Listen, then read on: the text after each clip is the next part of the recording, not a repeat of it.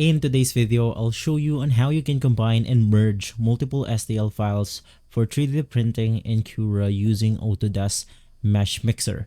So first things first, I'll go ahead and import my STL files. I have some downloaded on my computer right here, so I'll just open them up. Now these are going to be my STL files.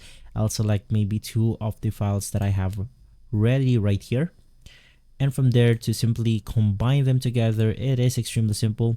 The first thing that you want to do is to click on your STL file.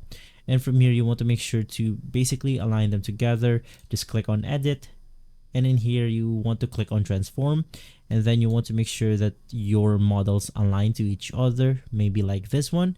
I can basically add more right here if I want to, maybe this one. And let's just do the same thing, which is to transform, edit, and from here move the item to its respective place. So in my case, it's going to be this thing right here.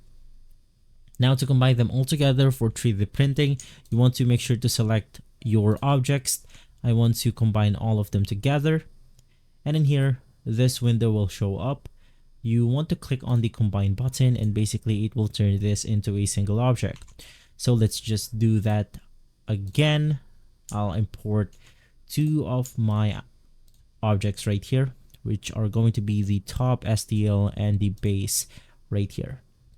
I'm going to click on edit. Let's click on transform. And from here, I'm going to move it to the side to show this specific item.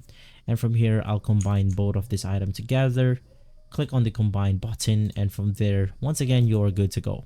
If this video has been helpful, leave a like, subscribe, and follow Guide to Everything for more videos like this.